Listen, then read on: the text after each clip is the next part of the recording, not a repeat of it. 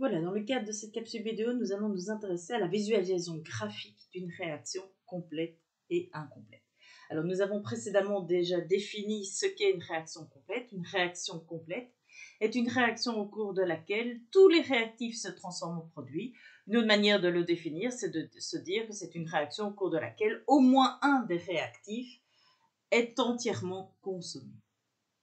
Une réaction incomplète est une réaction au cours de laquelle les réactifs ne se transforment que partiellement en produits au cours de la réaction.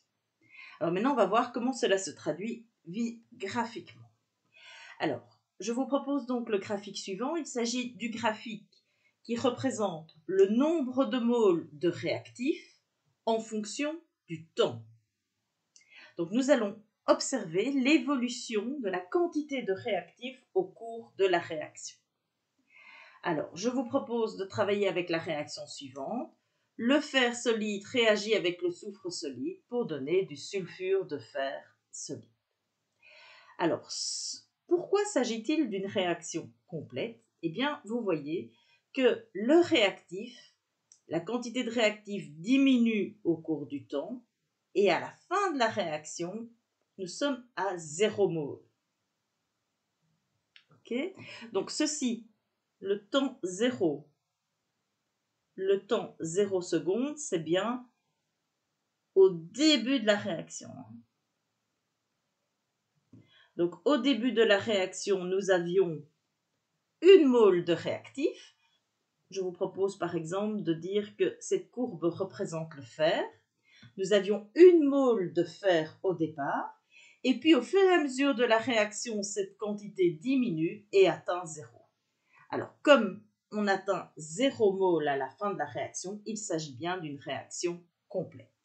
Alors, dans votre syllabus, on vous demande d'indiquer sur le graphique le moment où la réaction est terminée. Eh bien, la réaction, elle est terminée quand les quantités ne varient plus, donc plus ou moins là. Ceci, c'est le temps final. Vous voyez qu'après ce moment-là, les quantités ne varient plus et dans ce cas-ci, elles sont égales à 0.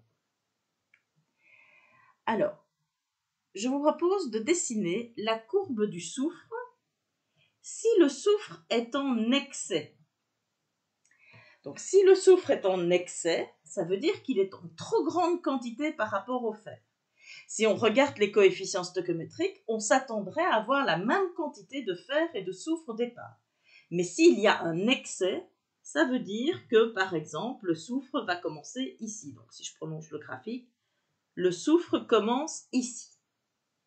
Que va-t-il? Donc, par exemple, il commence à 1,2 mol. C'est un peu haut, ça, par rapport à mon dessin. Voilà, 1,2, c'est à peu près ici. Si le soufre commence à 1,2 mol, la quantité de soufre va diminuer.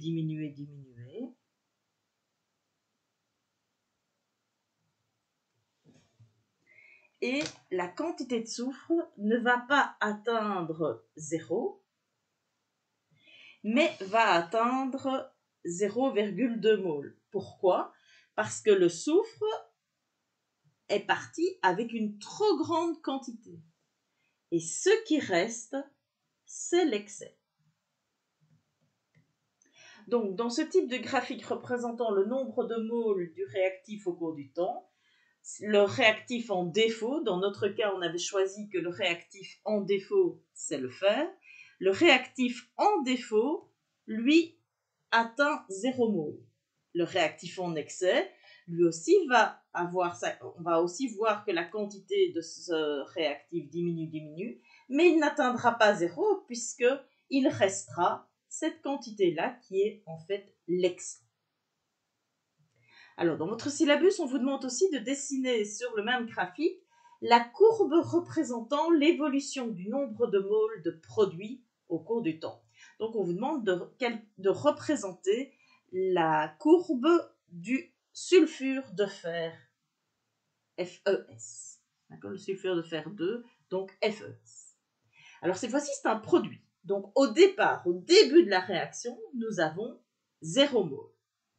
À la fin de la réaction, quelle est la quantité que l'on doit obtenir?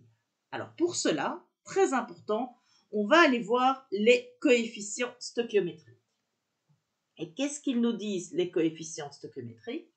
Que chaque fois qu'une mole de fer réagit, on fabrique une mole de sulfure de fer, c'est-à-dire la même quantité. Donc, suite à ce que les coefficients stoichiométriques nous ont dit, on part de 0 mole et on va créer la même quantité que la quantité qui a disparu. Il y a une mole de fer qui a disparu, qui a été transformée, qui a réagi.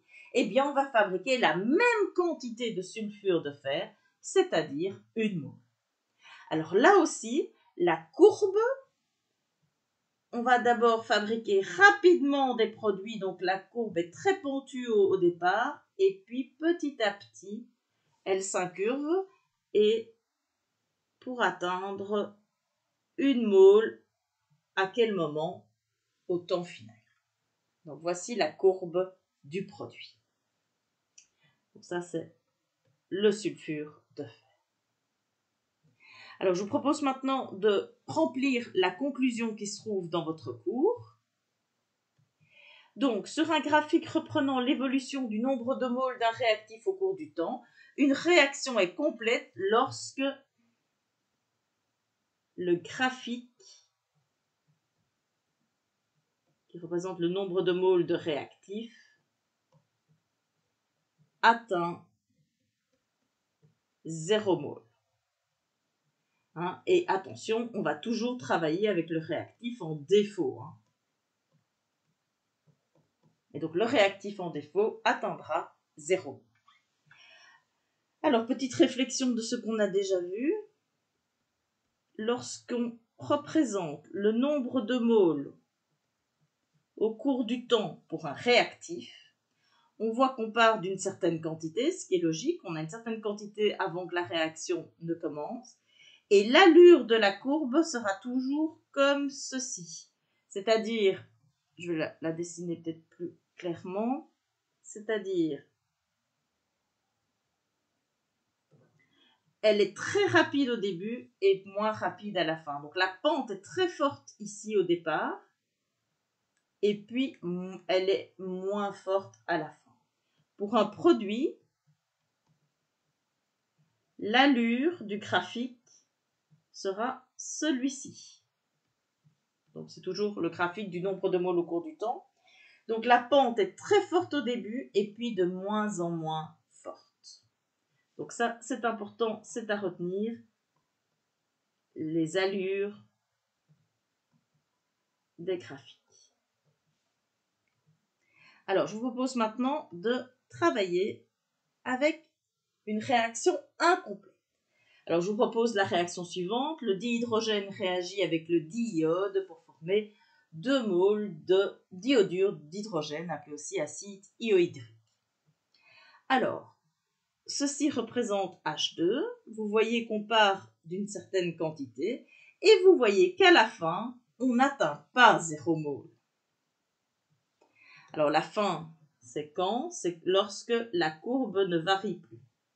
Donc, à partir d'ici, vous voyez, la courbe est tout à fait horizontale, les quantités ne varient plus, c'est bien la fin de la réaction.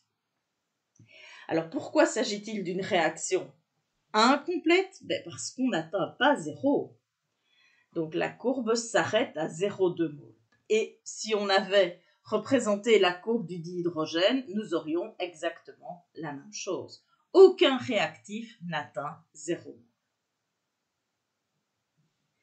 Alors, dans votre syllabus, on vous demande de dessiner sur le même graphique la courbe représentant l'évolution du nombre de moles au cours du temps. Donc, je change de couleur. Voilà. Et cette fois-ci, je vais représenter HI, le produit. Donc, c'est un produit. Donc, au départ, la quantité, c'est 0 mol.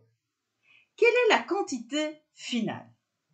Alors, pour voir la quantité finale, il faut regarder la quantité de dihydrogène qui a disparu, qui a réagi.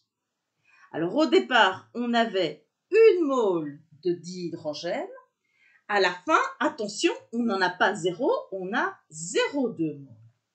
Donc la quantité qui a réagi de dihydrogène, c'est 0,8 moles. Il y a 0,8 moles de dihydrogène qui a disparu. Alors, pour savoir la quantité de dihydrogène formé, n'oubliez pas, il faut regarder les coefficients stoichiométriques. Que nous disent les coefficients stoichiométriques? Lorsqu'il y a une mole de dihydrogène qui disparaît, qui réagit, on fabrique le double, on fabrique 2 moles.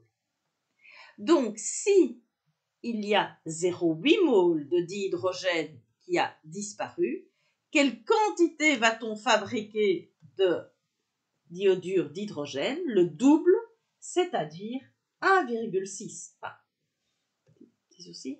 Voilà, 1,6 moles. Et la courbe, rappelez-vous, elle grimpe très rapidement au départ et puis elle se stabilise petit à petit pour être tout à fait horizontale à la fin de la réaction. Ceci, c'est la courbe représentant l'évolution de l'iodure d'hydrogène. Donc, on est passé de 0 mol à 1,6. La quantité de dihydrogène formée, c'est le double de 0,8, c'est donc bien 1,6 mol. Comment est-ce qu'on sait que ça doit être le double? On regarde les coefficients stoichiométriques dans l'équation. Alors, dans votre syllabus, vous avez cette conclusion. Je vous propose de la remplir.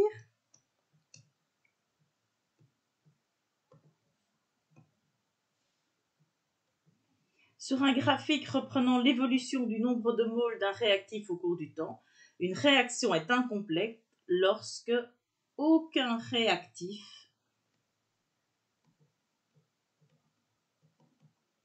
n'atteint 0 mol. Donc le graphique n'atteint jamais 0 mol dans le cas du réactif pour une réaction incomplète.